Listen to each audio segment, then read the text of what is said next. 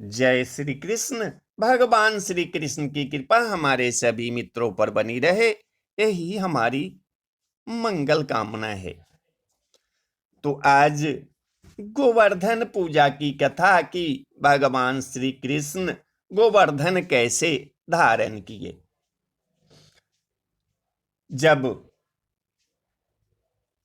भगवान श्री कृष्ण ने इंद्र की पूजा को बंद करवा दिया, जब इंद्र को पता लगा कि मेरी पूजा बंद कर दी गई है, तब इंद्र नंद बाबा आदि गोपों पर बहुत ही क्रोधित हुए।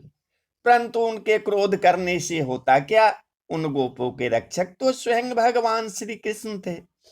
इंद्र को अपने पद का बड़ा घमंड था। वे समझते थे कि मैं ही त्रिलोकी का ईश्वर हूं। उन्होंने क्रोध से तिल मिलाकर प्रलय करने वाले मेघों के शामवर्तक नामक गण को ब्रज पर चढ़ाई करने की आज्ञा दी और कहा, ओह, इन जंगली ग्वालों को इतना घमंड! सचमुच यह धन का ही नशा है। भला देखो तो सही, एक साधारण मनुष्य कृष्ण के बल पर उन्होंने मुझ देवराज का अपमान कर डाला।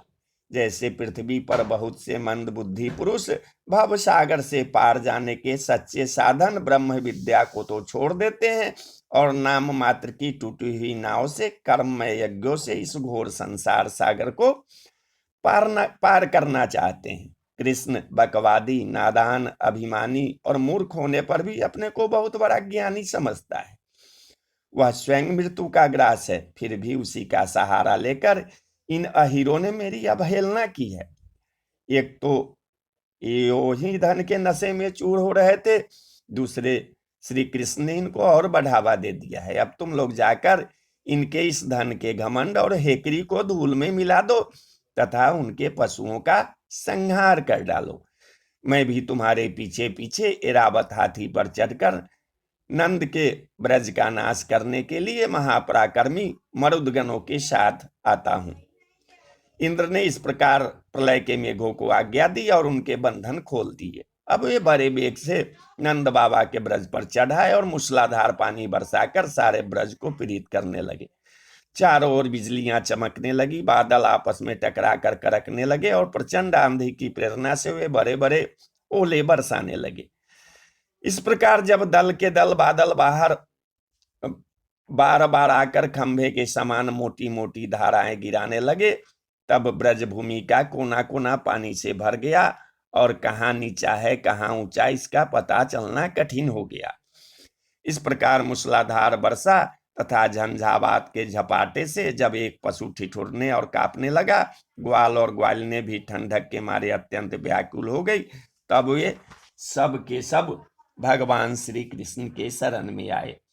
मूसलाधार वर्षा से सताए जाने के कारण सबने अपने सिर और बच्चों को निहुरकर अपने शरीर के नीचे छिपा लिया था और वे कांपते कांपते भगवान की चरण शरण में पहुंचे और भगवान श्री कृष्ण से बोले, प्यारे कृष्ण, तुम बड़े भाग्यवान हो। अब तो कृष्ण केवल तुम्हारे ही भाग्य से हमारी रक्षा होगी प्रभु।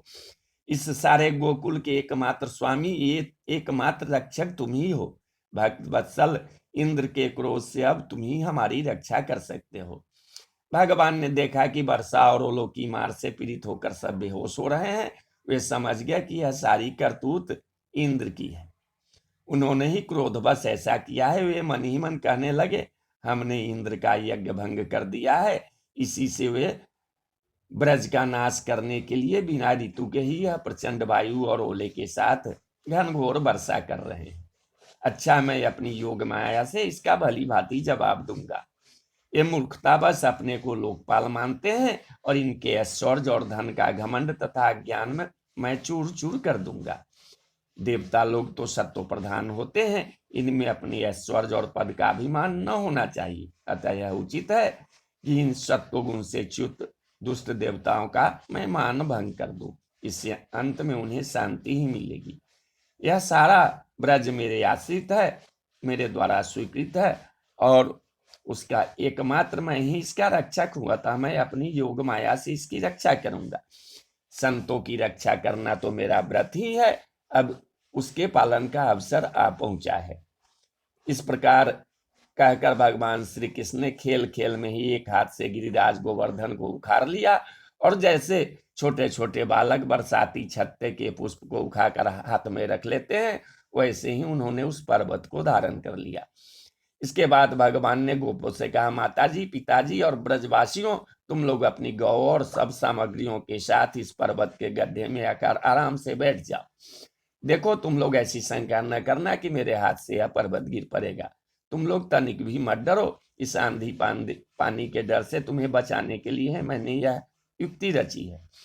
जब भगवान श्री कृष्ण ने इस प्रकार सबको आश्वासन दिया, ढाढ़स बंधाया, तब सब के सब ग्वाल अपने अपने गोधन, छकरों, आश्रितों, पुरोहितों और भृत्यों को अपने अपने साथ लेकर सुविधे के अनुसार गोवर्धन के गड्ढे में आ घुसे। भगवान श्री कृष्ण ने सब ब्रजवासियों के देखते देखते भूख प्यास की पीड़ा, आराम विश्राम की व्यवस्था आदि सब कुछ भुलाकर 7 दिन तक लगातार उस पर्वत को उठाए रखा। वही एक डग भी वहां से इधर उधर नहीं हुए। श्री कृष्ण की योग माया का यह प्रभाव देखकर इंद्र के आश्चर्य का ठिकाना न रहा। अपना संकल्प पूरा न होने के कारण उनकी सारी हेकड़ी बंद हो गई। वे भय चक्के से रह गए। इसके बाद उन्होंने मेघों को अपने आप वर्षा करने से रोक दिया। जब गोवर्धनधारी भगवान श्री कृष्ण ने देखा कि वह भयंकर आंधी और घनघोर वर्षा बंद हो गई, आकाश से बादल छट गए और सूरज दिखने लगे, तब उन्होंने गोपों से कहा, मेरे प्यारे गोपों, अब तुम लोग निडर हो जाओ और अपनी स्त्री, गोधन तथा बच्चों के साथ बाहर निकल आओ। देखो, अब आंधी पानी बंद हो गया तथा नदियों का भी पानी उतर गया। भगवान की ऐसी आज्ञा पाकर अपने अपने गोधन, स्त्रियों, बच्चों और बूढ़ों को साथ ले तथा अपनी सामग्री छकरों पर लादकर धीरे धीरे सब लोग बाहर निकल आए। सर्वशक्तिमान भगवान श्री कृष्ण ने ही सब प्राणियों के देखते देखते खेल खेल में ही गिरिराज को पूर्ववत उसके स्थान पर रख दिया।